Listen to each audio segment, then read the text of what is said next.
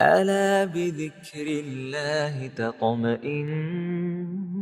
القلوب. بسم اللہ الرحمن الرحیم۔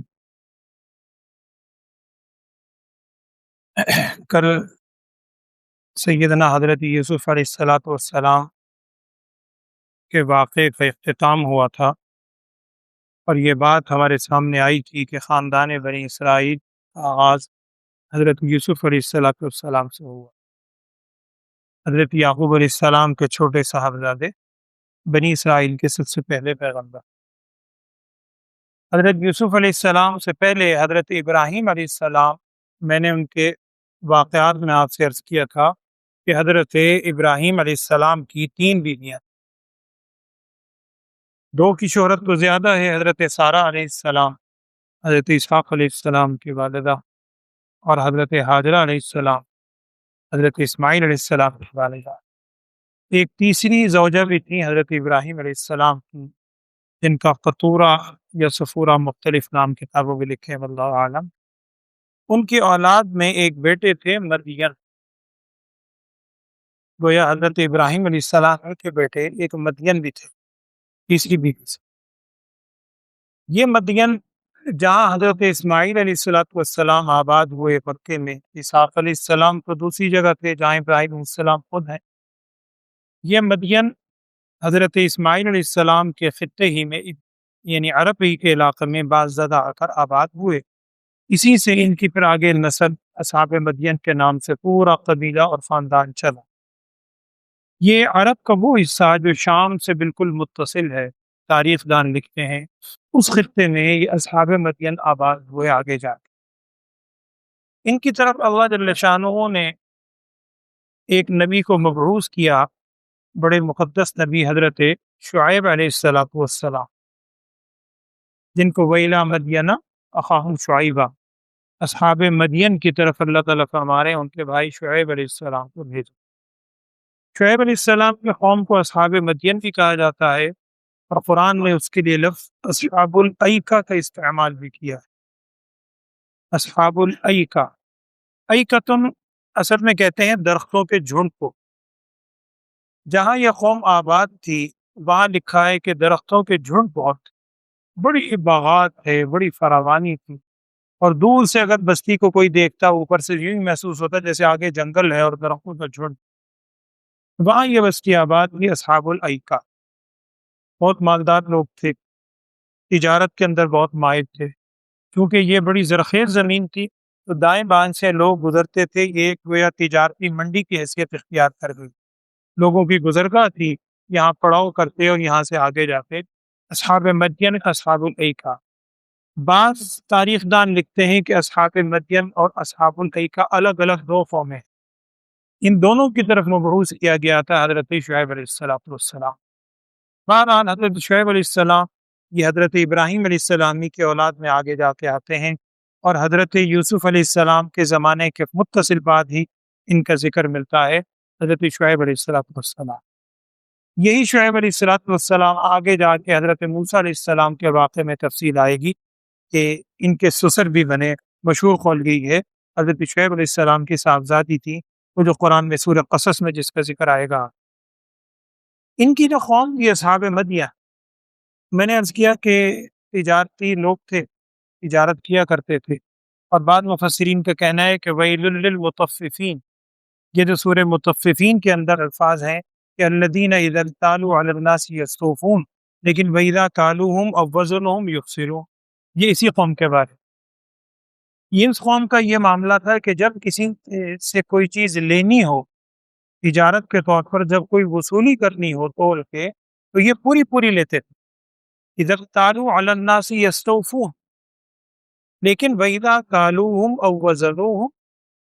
جب کیل کر کے ماپ کے یا وزن دے کر واپسی کا موقع آتا تھا، یخسرون، اس میں خسارہ کیا کرتے تھے، ڈنڈی مارا کرتے تھے۔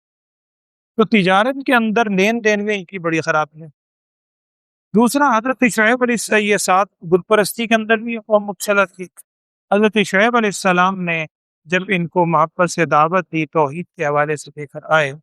تو اس وقت اس قوم نے ایک جملہ کہا جو قرآن میں نقل کیا، اور حضرت شعیب علیہ السلام کے بارے میں یہ بھی ذہن میں رکھیں، نبی صلی اللہ علیہ وسلم نے ایک موقع پر ان کو خطیب الانبیاء فرمایا ہے۔ انبیاء علیہ الصلاۃ والسلام میں بہترین خطیب حضرت شعیب علیہ الصلاۃ والسلام، اللہ نے بہترین خطابت سے نوازا تھا حضرت شعیب علیہ السلام۔ تو یہ حضرت شعیب علیہ الصلاۃ والسلام دوسرا دکھا ہے کہ نمازوں کی بہت پابند، بہت نفلی نمازیں، دن رات نمازیں پڑھا کرتے تھے، کریا ازاری بہت۔ تو ان کی قوم میں کیا الفاظ کہے قرآن نے نقل کیا، اصلاتک تأمرک ان نترک ما یا شعیب اصلاتک تأمرک ان نترک ما یعبد آباؤنا او ان نفعل فی اموالنا ما نشاء، کہ کیا آپ کی نماز یہ حکم دیتی ہے، کیا آپ کی نماز ہم سے یہی حکم دیتی ہے کہ ہم جناب معبودوں کو بھی چھوڑ دیں اور یہ بھی چھوڑ دیں اور حساب پسند ہے، کیا آپ کی نماز یہ حکم دیتی؟ طنز کے طور پر کہا کرتے تھے کہ آپ اپنی نماز میں لگے رہیں، اپنے معاملات میں لگے رہیں، ہمیں نہ چھوڑیں۔ جب حضرت شعیب علیہ السلام نے ان کو اللہ تعالیٰ کی طرف سے بار بار تاکید کی، عذاب سے ڈرایا، اور یہ بھی کہا کہ حضرت لوط علیہ السلام کی قوم لوط کا واقعہ تو اور بھی گزرا ہے، یہ تو قریب کا واقعہ ہے، اسی سے عبرت حاصل کرو۔ تو انہوں نے بھی وہی جملے کہے جو قوم لوط نے کہے، انہوں نے بھی حضرت شعیب علیہ السلام سے کہا کہ آپ بڑے پاکیزہ بنتے ہیں، بڑے پاک صاف بنتے ہیں، آپ یا تو اس بستی سے ہی نکل جائیں نعوذ باللہ، اور یا ہمیں کہنا چھوڑ، اس وقت کو قوم آ ان کا ہی تقاضا۔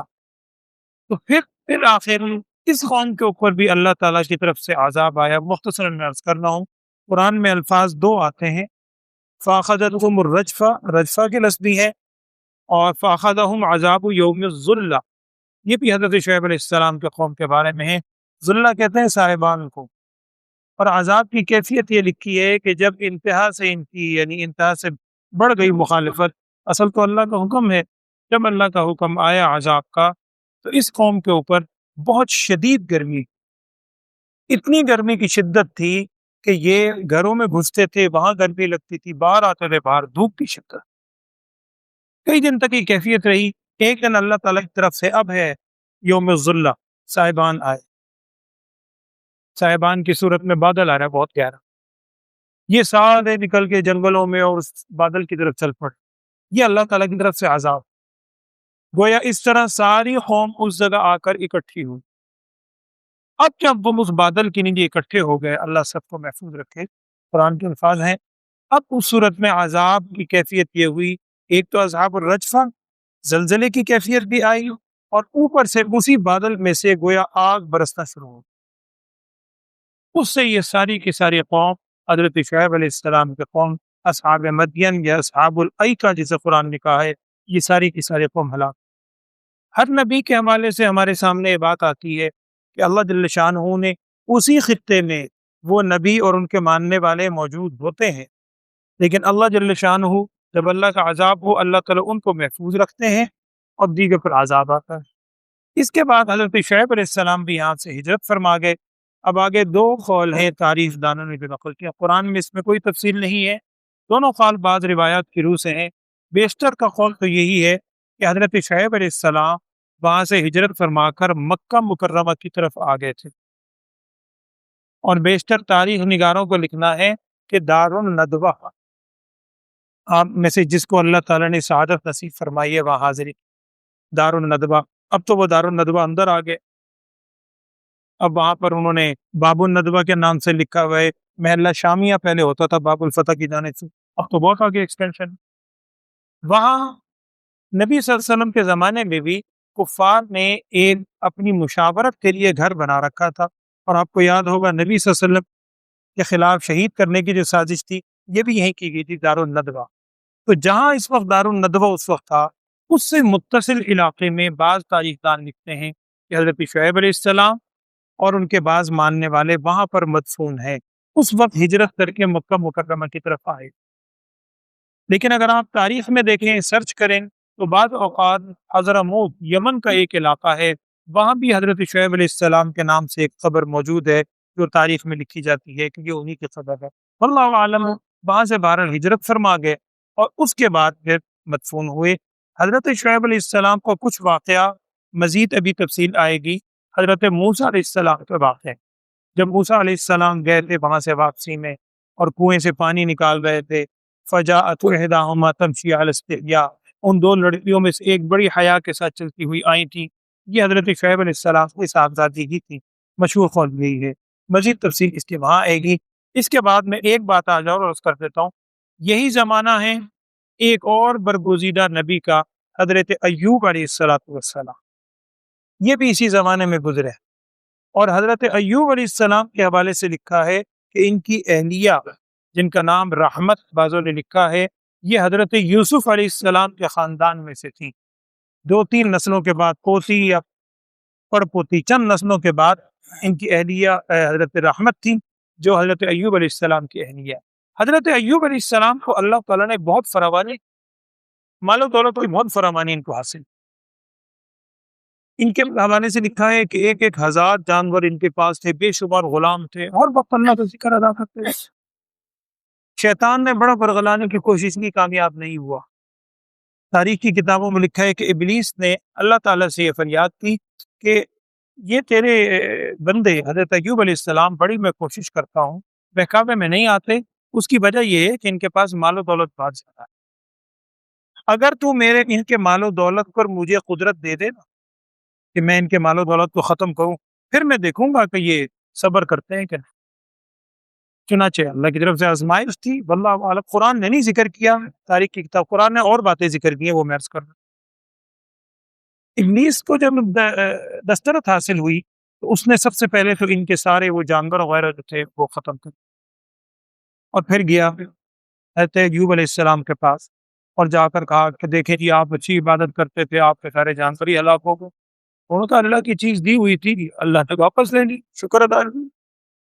پھر لکھا ہے کہ اس نے ان کی جو کھیتی تھی اس کھیتی کو بھی جلا دیا، پھر آیا، پھر ایوب علیہ السلام کو وہی دوا، حتیٰ کہ اس نے کہا کہ جی اگر اللہ تعالیٰ سے کہا اگر مجھے ان کے گھر والوں کو قدرت دینا پھر میں دیکھوں گا یہ صبر نہیں کر سکتا، قدرت تو اللہ ہی کی ہے، اللہ کی اجازت اللہ نے دی ہے، جو بھی صبر۔